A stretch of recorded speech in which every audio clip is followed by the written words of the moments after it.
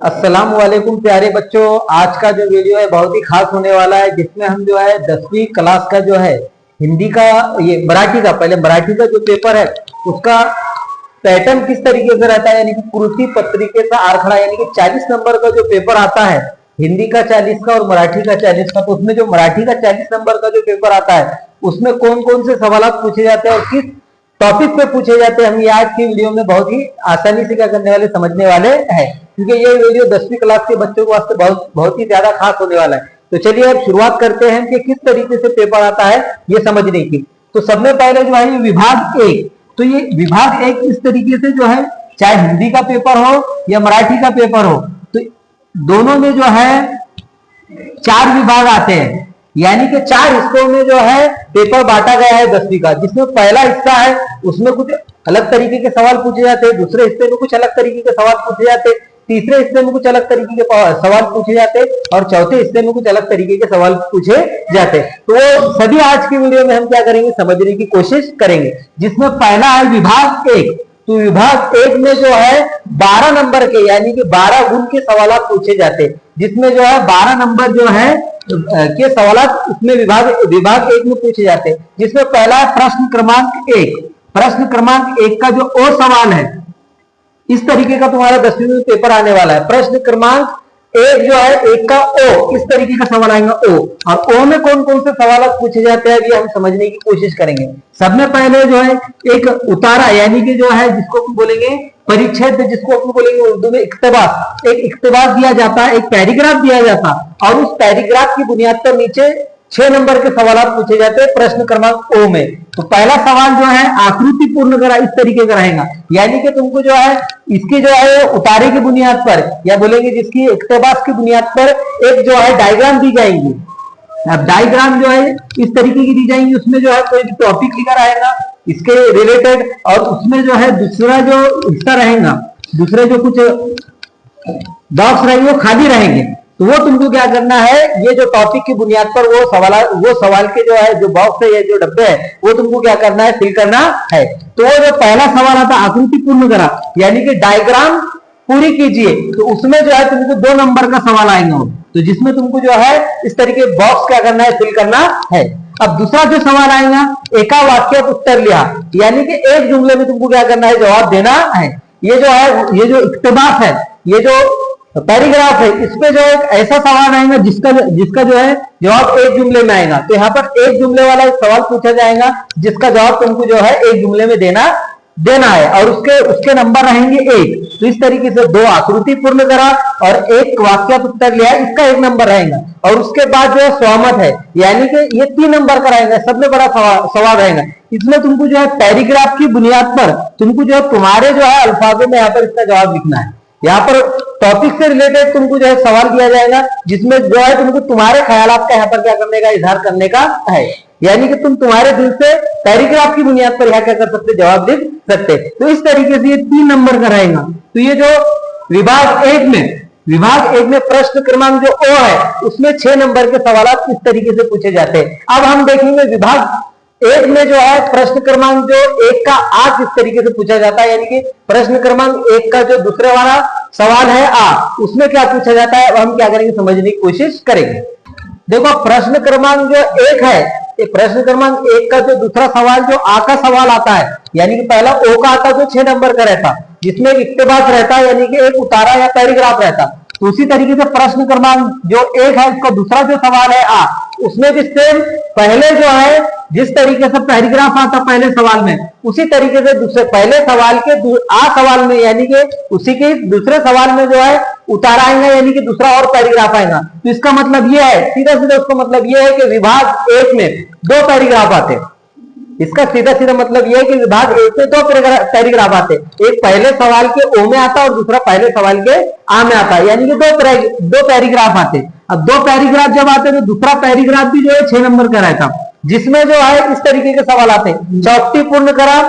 या फिर कारने लिया, दोनों में से एक सवाल आ सकता है, या तो चौकटी पूर्ण करा आ सकता या कारने लिया आ सकता। जैसा मिसाल के तौर पे एक लाइन दे देंगे इस तरीके से वो पैराग्राफ की, और उसके आगे जो है एक बॉक्स दे देंगे,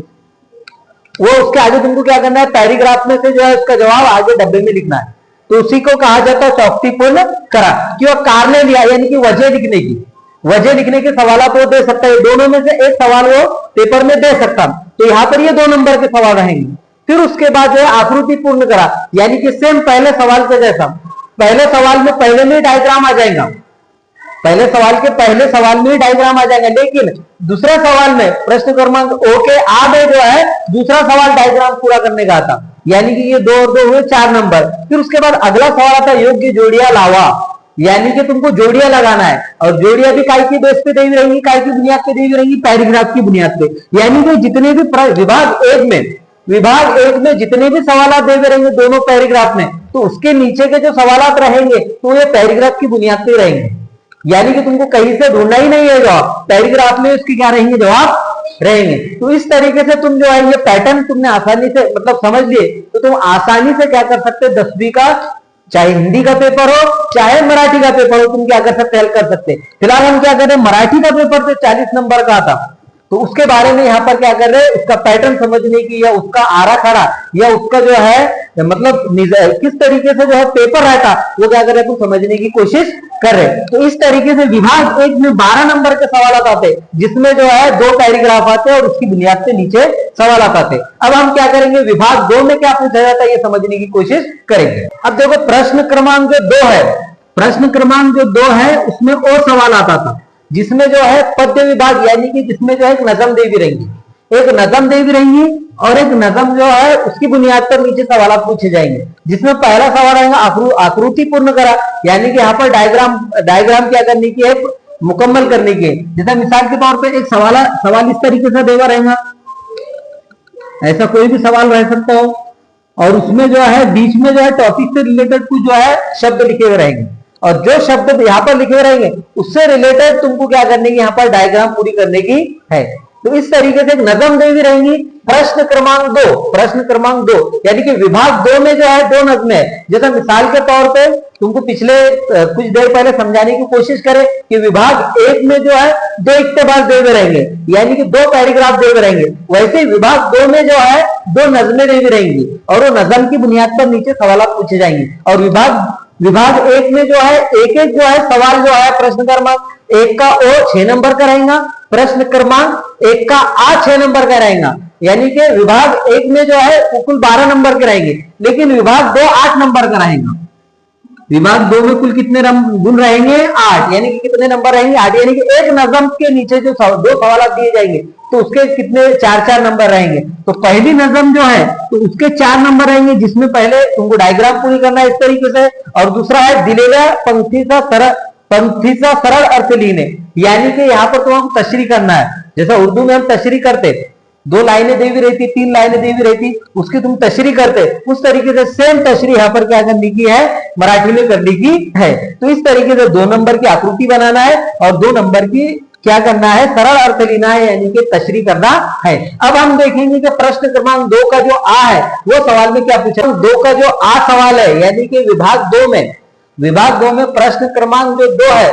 उसका जो आ सवाल है, इस सवाल में हमें क्या करना है और किस तरीके से हल करना है ये समझने की कोशिश करेंगे। सेम उसमें जो एक नजम देवी रहेंगी, जैसे प्रश्न क्रमांक 2 के ओ में जैसी नजम देवी रहेंगी, वैसे ही आ में भी एक नजम देवी रहेंगी, और उसमें ये टॉपिक पे सवाल पूछ सकता हूँ। ये पहला है चौकटी पूर्ण करना, यानी कि एक इस तरीके की लाइन है और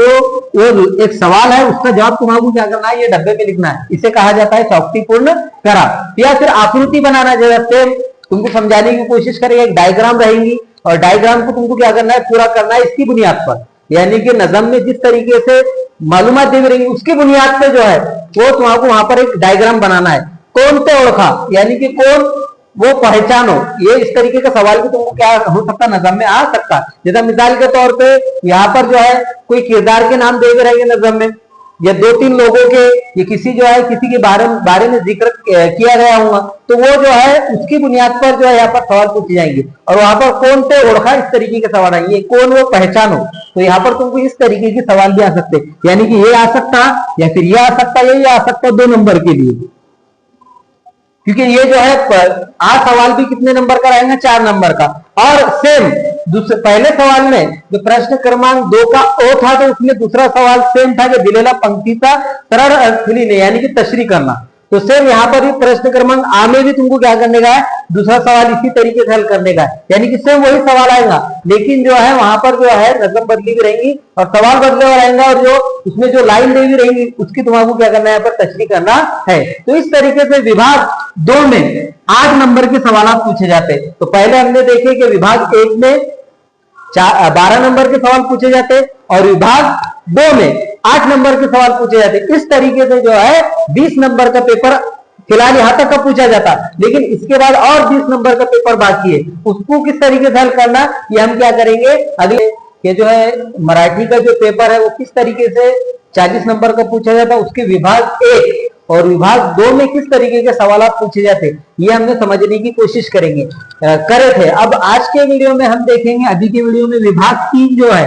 विभाग 3 जो है में क्या पूछा जाता, किस तरीके के सवाल पूछे जाते और विभाग 4 में किस तरीके के सवाल पूछे जाते। तो ये आज का वीडियो है सभी 10वीं के बच्चों के लिए खास होने वाला है, इसलिए ध्यान से देखते रहिए और समझते रहिए कि यहाँ पर किस तरीके से जो है मराठी का पेपर जो है पूछा जाता है। तो विभाग 3 जो है, तो विभाग 3 में जो है भाषा अभ्यास पूछा जाता है, यानी कि भाषा अभ्यास इस टॉपिक पर सवाल पूछे जाते हैं 8 नंबर के, जिसमें भाषा अभ्यास में पहले पूछे जाते हैं व्याकरण कृति पर, यानी कि ग्रामर बेस्ड जो क्वेश्चन है यहाँ पर जो है 4 नंबर के पूछे जाते, जिसमें जो है कार ओळखा या कार बदला ये सवाल जो हमेशा पूछे जाते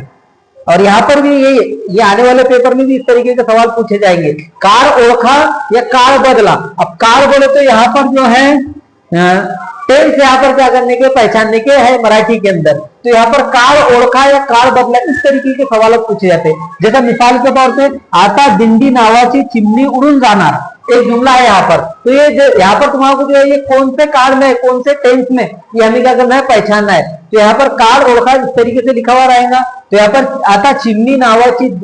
आता दिंडी नावाची चिमणी उडून जाणार, तो अगर कभी इसको हमने देखे तो ये जो है भविष्य काल है, यानी कि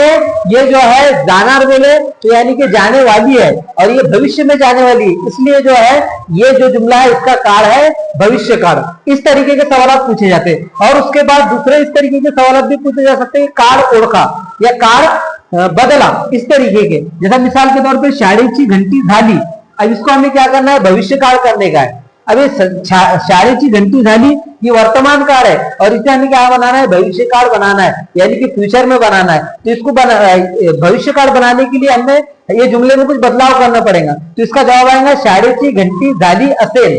यानी कि शाळे की जो स्कूल की जो घंटी वो हो जाएगी। इस तरीके से यहाँ पर भविष्य काल ये जुमले को तुम बना सकते। अब दूसरा जो है वाक्य प्रचार, यानी कि अल्फाज मायने किस तरीके से रहते, वैसे ही जो है 2 शब्द 3 शब्द 2 शब्दों का 3 शब्दों का जुमला दिया जाएगा और उसके तुम्हारा मायने लिखना है। वाक्य प्रचार यानी कि 2 शब्द या 3 शब्दों का जो जुमला है उसके तुम्हारा क्या करना है, मायने लिखना है, ये 2 नंबर के पूछा जाएगा। इस तरीके से जो है भाषा अभ्यास में व्याकरण से रिलेटेड यानी कि ग्रामर से रिलेटेड सवाल 4 नंबर के पूछे जाते हैं और उसके अलावा जो है दूसरे और 4 नंबर के सवाल शब्द संपत्ति के पूछे जाते हैं, वो हम क्या करेंगे अब और यहाँ पर समझने की कोशिश करेंगे। अब प्रश्न क्रमांक जो 3 है, 3 का जो आ सवाल पूछा जाता उसमें जो है प्रश्न क्रमांक 3 के ओ सवाल में व्याकरण विभाग से सवाल पूछे जाते और प्रश्न क्रमांक 3 के आ में शब्द संपत्ति यानी कि आपके पास अल्फाजों का कितना जो है जखीरा है इससे रिलेटेड सवाल पूछे जाते, जिसमें जो है पहला सवाल प्रश्न क्रमांक 3 के आ में पहला सवाल पूछा जाता समानार्थी शब्द लिया, यानी कि हम मायने अल्फाज लिखिए। 2 हम मायने अल्फाज दिए जाते, 2 शब्द दिए जाते, उसके तुमको हम मायने अल्फाज यानी कि समानार्थी शब्द लिखना पड़ते। इस तरीके से प्रश्न क्रमांक 3 का आ का पहला सवाल 1 नंबर का पूछा जाता और प्रश्न क्रमांक जो है आ का दूसरा सवाल शब्दाचा योग्य कर्म जोड़ून अर्थपूर्ण वाक्य तैयार करा, यानी कि यहाँ पर जो है एक लाइन दे हुई रहेंगी जिसमें 4-5 शब्द दे हुए रहेंगे और वो जो है तरतीब से जुड़े हुए नहीं रहेंगे, यानी कि कर्म में जुड़े हुए नहीं रहेंगे। उसे क्या करना है, तुम्हें तरतीब से जोड़ना है और अर्थपूर्ण वाक्य तैयार करना है, यानी कि जो है जिसके मायने निकल सके ऐसा जुमला क्या करना है, तैयार करना है। वो तो तुमको 1 नंबर का पूछा जाएगा। फिर उसके बाद प्रश्न क्रमांक 3 का आ का तीसरा सवाल खालील दिलेल्या शब्दांमधून अचूक शब्द ओळखा, यानी कि शुद्ध लेखन के हिसाब से, यानी कि जो है सही तरीके से तुम्हारे सामने जो है 2 शब्द दे हुए रहेंगे जिसके जो है 4 ऑप्शन दे हुए रहेंगे, 4 जो है 4 एक ही शब्द जो है 4 तरीके से लिखा हुआ रहेगा, जिसमें जो है वो 4 तरीके से जो लिखे रहेंगे तो उसमें से एक सही रहेगा, वो तुम्हें क्या करना है, पहचानना है, वो क्या करना है, लिखना है। यानी कि अचूक शब्द ओळखा, यानी कि सही शब्द तुमको उसमें से चुन के लिखना है। अब उसके बाद प्रश्न क्रमांक तीसरे का जो आ है, आपका चौथा सवाल इस तरीके से आता, खालील विराम चिन्हाचे नावे लिहा, यानी कि जो मार्क है तो उसके नाम लिखने की, निशानी है उसके नाम लिखने के, जैसे विराम चिन्ह यहाँ पर दे हुआ है 1 और ये 2, तो यहाँ पर ये क्वेश्चन मार्क है तो उसको बोलेंगे प्रश्न चिन्ह, उसका नाम है प्रश्न चिन्ह, यानी कि इधर का हिस्सा दे हुआ रहेगा तुमको और उसके नाम लिखना है। जैसे ये निशानी है, ये अलामत है तो ये है प्रश्न चिन्ह, और ये जो अलामत है उसको बोलेंगे पूर्ण विराम, यानी कि फुल स्टॉप। तो इस तरीके से तुम्हारा जो है अलामतें पहचानने का भी सवाल 1 नंबर का आएगा। तो यहाँ पर जो है प्रश्न क्रमांक विभाग 3 में 2 तरीके के सवाल आते हैं, एक व्याकरण विभाग पे आते जो तुमको अभी अभी समझाने की कोशिश करे, और दूसरा शब्द संपत्ति पे 4 नंबर के आते। तो इस तरीके से विभाग 3 में जो है इस तरीके के सवाल पूछे जाते। तो अभी तक का हमने देखे विभाग 1 में किस तरीके से सवाल पूछे जाते, विभाग 2 में किस तरीके से सवाल पूछे जाते, और विभाग 3 में से किस तरीके के सवाल पूछे जाते। यानी कि अभी तक का हमने 28 नंबर का पेपर किस तरीके से पूछा जाता, ये अभी तक का समझने की कोशिश करें। लेकिन अब जो 12 नंबर का जो पेपर है वो जो है तो आपको जो है उसके जवाब मुफस्सिल लिखना पड़ेंगे, यानी उसके जवाब बड़े बड़े रहेंगे, इस तरीके से आसान जवाब नहीं रहेंगे उसके। जैसे मिसाल के तौर पर पत्र लेखन है, निबंध लेखन है, कहानी बनाना है, या फिर तुमको एक पैराग्राफ दे हुआ रहेगा, उसके तुमको जो है 4 सवाल ऐसे बनाना है जिसके जवाब एक जुमले में आते हैं। तो अब हम विभाग 4 की तरफ आगे बढ़ेंगे कि विभाग 4 में किस तरीके के सवाल पूछे जाते, हम क्या करेंगे अब समझने की कोशिश करेंगे। हम देखेंगे विभाग 4, विभाग 4 ये आखिरी हिस्सा है, यानी अभी तक का हमने जो है 28 नंबर का पेपर मराठी का किस तरीके से आता है ये हमने देखने की कोशिश करें। और ये अब आखिरी जो विभाग है विभाग 4 ये 12 नंबर का आता, यानी कि वो 28 नंबर और ये 12 नंबर, इस तरीके से 40 नंबर का पेपर क्या होता, मुकम्मल होता। जिसमें प्रश्न क्रमांक 4 का ओ जो है, प्रश्न क्रमांक 4 का ओ पत्र लेखन है। पत्र लेखन यानी कि तुमको यहाँ पर एक खत लिखना है और वो 4 नंबर का रहेगा, और यहाँ पर खत लिखना है 4 नंबर का। लेकिन उसके बाद का जो सवाल है प्रश्न क्रमांक 4 का आ, तो उसमें 4 अलग अलग तरीके के सवाल आएंगे और बच्चे यहाँ पर सबसे ज्यादा कंफ्यूज होते हैं, क्या गद्य आकलन करना है, जाहिरात लेखन लिखना है, या बातमी लेखन लिखना है, या कथा लेखन लिखना है। अब कुछ बच्चे क्या करते हैं, चारों के चारों सवाल में से कोई 2 हल करता, कोई 3 हल करता, लेकिन इसमें से सिर्फ और सिर्फ तुमको एक सवाल हल करना है, या तो गद्य आकलन करना है, यानी कि गद्य आकलन का मायने होते हैं यानी कि एक तुम्हारे सामने पैराग्राफ दे रहेगा और वो पैराग्राफ की बुनियाद पर तुमको 4 ऐसे सवाल बनाना है जिसके जवाब एक जुमले में आते हो। यहाँ पर जो है पूरे सवाल में, पूरे पेपर में तुमको सवालों के जवाब लिखना है,